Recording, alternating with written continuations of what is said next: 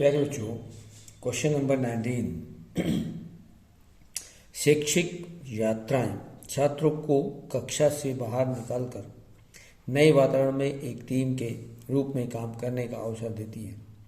ये यात्राएं न केवल आजीवन यादें बनाती हैं बल्कि सीखने का मज़ेदार अनुभव भी देती हैं। अतः एक विद्यालय कुतुब मीनार में एक शैक्षिक यात्रा का आयोजन करता है।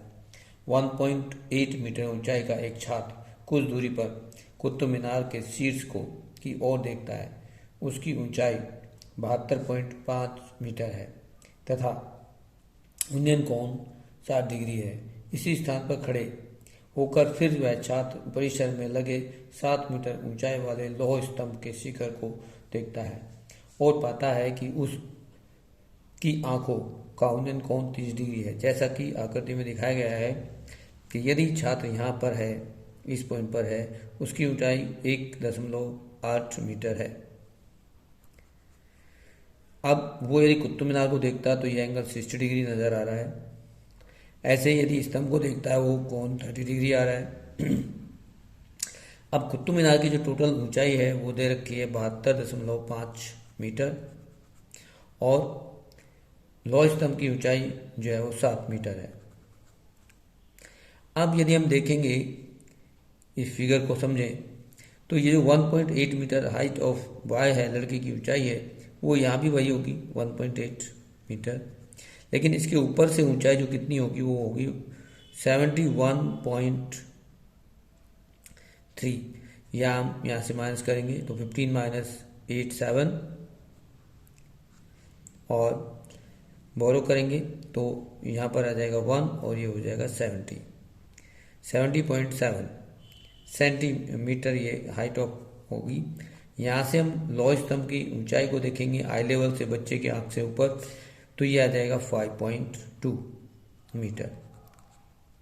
ये ऊंचाई को यदि हम देखें तो इस तरह से रिप्रेजेंट कर सकते हैं ये। अब यदि इसको इंग्लिश में देखेंगे क्या लिखा है तो educational trips help student to come out of the classroom and allow them to the work as a team into a new environment. These trips not only make a lifelong memories but also give a fun learning experience. So a school organized a educational trip on Qutub Minar. A student of the height 1.8 meter stand at the some distance from the Qutub Minar was the top of the Minar which is 72.5 meter high at the angle of 60 degree. Standing at the same place, then the look at the top iron pillar of the 7 meter and find the angle of elevation of his eyes is 30 degree. अब question में क्या है, उपरोक्त सूचनाओं के आधार पर निम्नलिखित प्रश्नों के उत्तर दीजिए। Based on the about the information answer the following the questions. अब क्वेश्चंस क्या हैं उनको 1 बाय 1 हम देखेंगे। तो क्वेश्चन हमारे पास जो सबसे पहला क्वेश्चन है उसमें कहा है कि कुतुब मीनार के शिखर से छात्र को देखने का अवनमन कोण क्या होगा। यहाँ हम देखेंगे यदि जो उन्नयन कोण की बात करते हैं वही उन्नयन कोण भी होता है। अवनमन कोण और उन्नयन कोण दोनों सेम होते हैं। यदि यहाँ पर कह रहे हैं कि ये कोण 60 डिग्री है तो यहाँ से यदि हम देखेंगे तो इसका अवनमन कोण डिप्रेशन एंगल भी 60 डिग्री होगा। Angle of the depression of the students when the view from the top of the Qutub Minar. तो कुतुब मीनार से यदि बॉय को देखा जाएगा तो उसका डिप्रेशन एंगल भी 60 डिग्री होगा। यदि उसका एलिवेशन एंगल 60 डिग्री है तो इसका करेक्ट आंसर जो है वो सी पार्ट्स होगा 60 डिग्री। अब मीनार की बात आती है, छात्र मीनार से कितनी दूरी पर खड़ा है। अब यदि हम देखेंगे कि मीनार की जो ऊंचाई जो छात्र की आंख से ऊपर थी उसको देखेंगे। यदि हम यहाँ इस तरह से छात्र था और इधर हमारे पास जो आयरन पिलर है, लोहे का पिलर है, वो इस तरह से मान लो तो यहाँ यदि हाइट देखेंगे ये तो 70.7 मीटर थी जो ये हाइट है। अब उसने पूछा कि ये डिस्टेंस बताओ ये क्या होगा। तो यदि हम देखेंगे ऊंचाई और आधार का रिलेशन देखेंगे, परपेंडिकुलर अपॉन बेस का रिलेशन देखेंगे तो वो होता है 10 और 10 में यहाँ पर दे रखा है tan थीटा इक्वल टू होता है परपेंडिकुलर अपॉन बेस। 10 हमें दे रखा है 60 डिग्री एंगल और परपेंडिकुलर है 70.7 और बेस हमारे पास कंसिडर करेंगे एक्स जो भी हम लेंथ ले रहे हैं। अब tan 60 की वैल्यू √3 होती है, तो एक्स की जो वैल्यू होगी वो 70.7 अपॉन √3 होगी, क्योंकि tan 60 √3 होता है। यदि हम इसको रेशनाइज कर दें तो √3 अपॉन √3 से मल्टीप्लाई करेंगे तो यहाँ पर आएगा 70.7 √3 अपॉन 3 मीटर। तो इस तरह से हमारे पास जो करेक्ट आंसर है वो ए पार्ट होगा ऑफ दिस क्वेश्चन। अब छात्र तथा लोहे स्तंभ के बीच की दूरी ज्ञात करो। तो सेम यहाँ पर हाइट हमारे पास 5.2 मीटर थी आई लेवल से ऊपर और एंगल है 30 डिग्री। तो यहाँ फिर हम देखेंगे, तो यदि परपेंडिकुलर बेस आप कौन करेंगे तो यहाँ पर आ जाएगा tan 30 डिग्री और tan 30 डिग्री की वैल्यू रखेंगे तो 5.2 अपॉन बेस, यहाँ मान लेके ये y है, तो y की वैल्यू जो distance between the student and iron pillar है उसका जो डिस्टेंस है हमने y कंसिडर किया है, तो 5.2 upon y equal to tan 30 की वैल्यू 1 अपॉन √3 होती है। क्रॉस मल्टीप्लाई करेंगे तो y की वैल्यू आएगी 5.2 √3 मीटर।